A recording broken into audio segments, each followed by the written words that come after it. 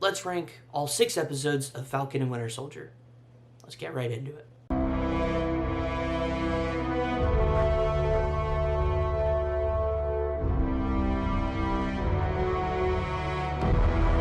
What's going on, everybody? Welcome back to Diz TV. If this is your first time here, welcome home. We are so glad to have you. Today, I'm going to be ranking all 6 episodes of the Falcon and Winter Soldier series. Let's get right into it. Kicking things off at number 6 is episode 1. This is a good starter episode. We get to see where Falcon and Bucky have picked up from where they last left off, somewhat. As of right now, Bucky is trying to make amends to different people he has harmed or inflicted as the Winter Soldier. Falcon has pretty much become a contractor for the U.S. government, something to that effect. And it's just a really good starter episode. We get to see more of Sam's background, where he grew up. We get to meet his sister and his nephews. And it's just a really good episode overall. Coming in at number 5 is episode 2. This one is another good episode. Of course, at the end of episode 1, we get our first look at the new Captain America, John Walker. But now we actually get to see him in action. We get to see his backstory and meet his friend Lamar Hoskins. And it's a really good episode. And we also get to see both of them in action, as well as both Falcon and Bucky have teamed up to target the Flag Smashers, this group that wants all the world together, no borders, similar to how it was during the blip. And again, it's a really a good second episode that is very, very enjoyable from beginning to end. We also get to see a little bit of that tension between Walker, Hoskins, and Sam and Bucky. Coming in at number 4 is episode 3. We're kind of going in order a little bit here. But episode 3 is another strong one. We get to see Baron Zemo again, one of our favorite villains, at least one of my favorite villains in the MCU to date. Has his own agenda. He takes Sam and Bucky to Madripoor, which is where you can get a whole bunch of information. And we also get to see Sharon Carter there. We get the infamous Zemo dance, which is cool. But overall, it's a really good episode. Yeah, I was not expecting the way Zemo was put in this. And we also get to see who actually recreated the Super Soldier Serum. But he dies, but you know how it is. So, coming in at number 3 is episode 5. This one is another good episode.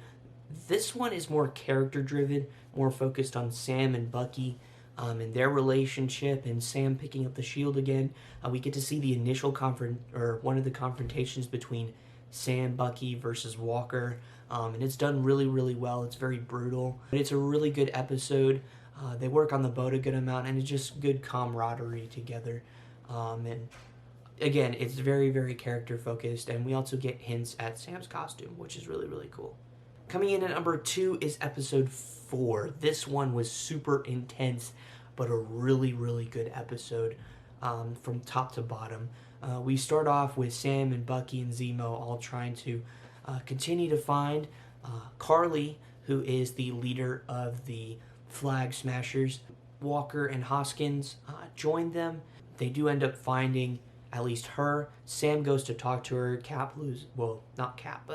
Walker loses his patience, and we have our first confrontation. Zemo manages to get Carly alone, which she has like the remaining Super Soldier Serum in there, and like he stomps on all of them but one, because Walker hit him before he got a chance to get rid of the last one, which Walker takes with him, which he eventually uses. We also get a conflict with the Wakandans as they've come for Zemo.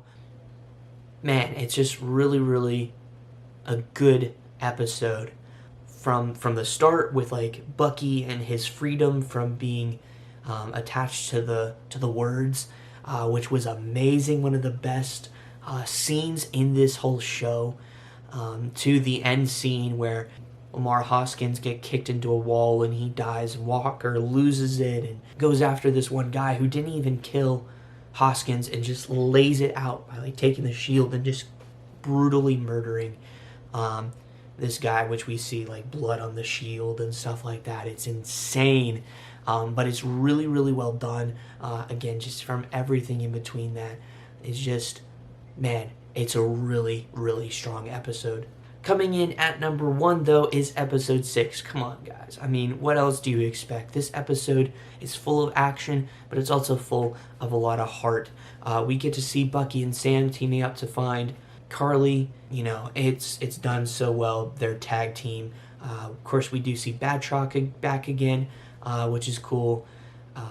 And we also get to see, for the first time, Sam's Captain America costume, and I gotta say, it's ripped almost identically to the comics. It is so awesome. It looks really, really good. Man, it's such a good episode. We see Bucky trying to talk Carly out of it, you know, using his perspective into things. We see Walker come in with his house-made shield. Probably looked up a DIY to do that or whatever. We see that, and, you know, he's going after Carly, and they have their whole confrontation, and that's going on, and, you know, the Flag Smashers are trying to move all the GRC like representatives out all over the place so the vote doesn't happen for like replacing displaced people after the blip. And then at the end we do get kind of that, you know, lead into several different directions. Of course, we have a fantastic speech from Sam Wilson, and it's such a good speech that changes a lot of different things that are going on. And we see like Bucky and Sam have a little conversation and stuff, and, you know, Bucky goes back to making his amends, which was awesome. Sam brings Isaiah Bradley, who was throughout the series. It got introduced to him in episode 2.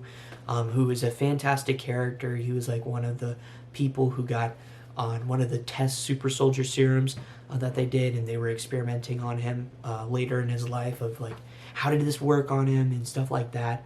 But we see Sam take them to his exhibit where he's like, now he won't be forgotten.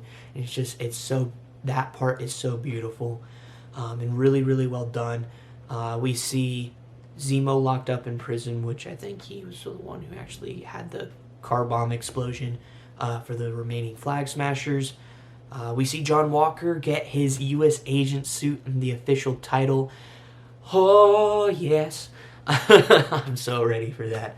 But just overall, this episode is so well done. I love it.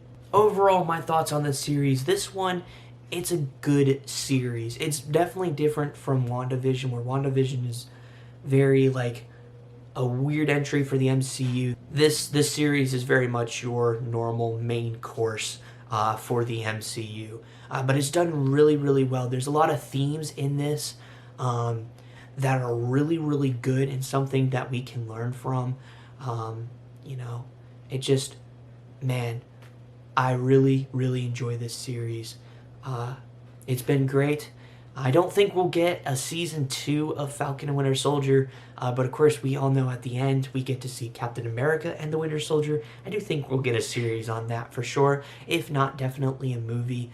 But overall, I really did enjoy the series. And then a post-credit scene at the end of the series could be somewhere that they go for a potential Captain America and Winter Soldier series that could come along down the line.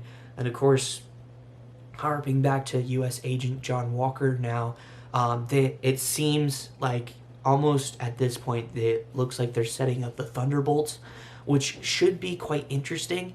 I'm curious to see how that'll go.